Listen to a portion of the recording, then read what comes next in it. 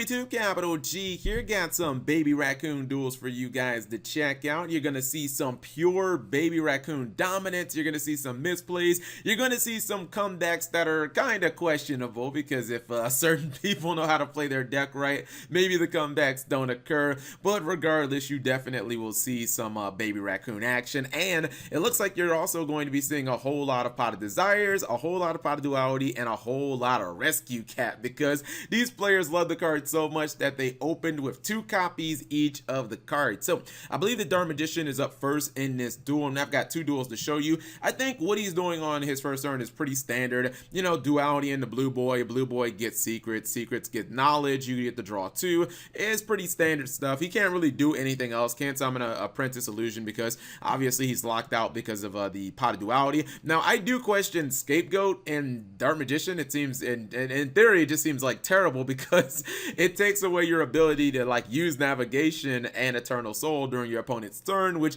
obviously you want to do that so that your circle can banish stuff. But hey, what do I know? If it resolves, you get Borolo Dragon, so I guess there's that.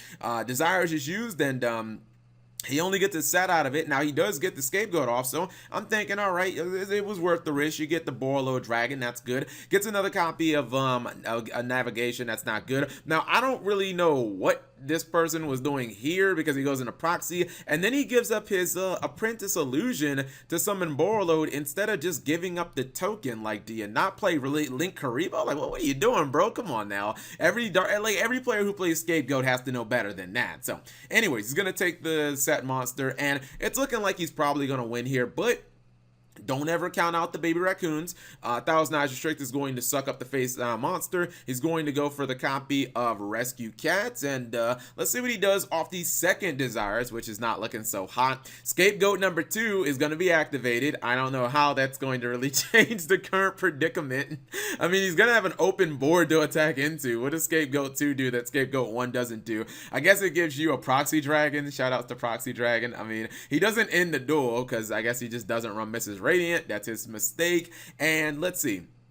So he's going to summon 2 mythical beast monsters. He is going to check this out because he has Closed Forest, and because Closed Forest gives you I didn't even know this card did this effect. I always thought that it was just used to counter like other field spells, and I thought, well, Dark Magician doesn't even have a field spell, so I don't know how this is going to be good, but it actually gives beast monsters 100 attack for each monster in your graveyard, so that's pretty cool. And he goes into the baby raccoon XC, and check this out, he's actually 3500, so even though Borolo Dragon cuts him down in size, he's able to clash. He's going to go navigation, that's going to get Ash Blossom. He does play Eternal Soul, which is okay, but he ends up doing a really weird play here. He gives up his Dark Magician for the Proxy Dragon. I was like, okay, I guess that makes sense. You can just get your Dark Magician back anyways, but not when you activate Pot of Duality. This guy is playing so bad with Dark Magician. I don't get it at all. He duality'd instead of summoning back his Dark Magician, which he could have used to kill the Raccoon XC, and now he's just going to be able to activate it again, which is really bad. I mean, I guess he figured I'm getting my Dark Magician back anyways.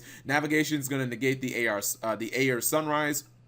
And when he summons this Bambi right here, not only is he going to, not only is he going, well, he negated with the copy of Proxy Dragon. I don't know why he Ghost Ogred. I guess he doesn't realize this thing is very similar to Draco Sack. As long as you have beast monsters on the field, this card cannot be destroyed by effect. So now he's kind of backed himself into this corner where he loses his Proxy Dragon. He loses all of his cards, and the only thing that he has left is this copy of Eternal Soul, which is nice, but look at the size of these monsters. This dude has a Mrs. Radiant on the field, and even though the Mrs. Radiant was what the token originally came out at, the 2800, it is being pumped up by the field spell. It is a 4200 attack token. That's no good. He's gonna use Eternal Soul, summons Dark Magician and defense mode because I guess he doesn't want to eat the battle damage. And look at the other token, 5800 attack token, man. That's just not good. Now he ends up turning off the Closed Forest because he doesn't want to take all the damage.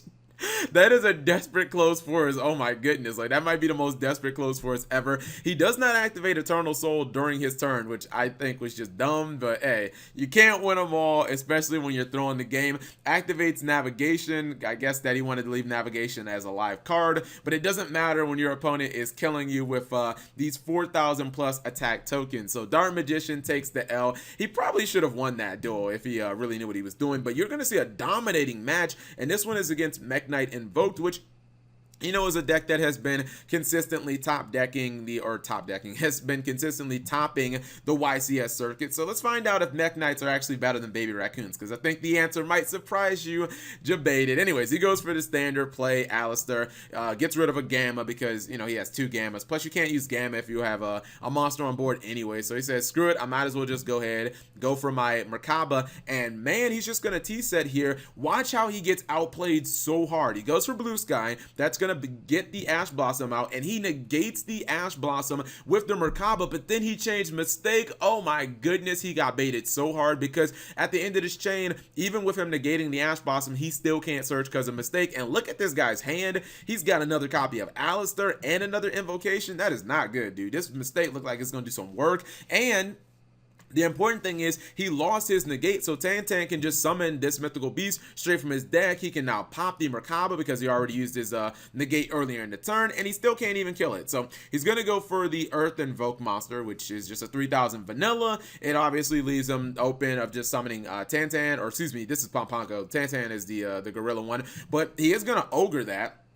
Not really a big deal because he just gets to set Tan anyway, so it's kind of like a little bit like, I guess you took a half step back, but he kind of takes a full step forward. He didn't really delay him that much, and oh my goodness, even when he gets the copy of the Spellbook of Knowledge so that he can try and draw an out to this Mistake, he says, F that, Cap. I got Ash Blossoms for days, bro. And he's back in the same position. He attacks in a Tan. He's going to lose his Invoked monster, and I'm pretty sure that he's going to lose this duel because he gets the close for his top deck, which we saw that do work in the last game.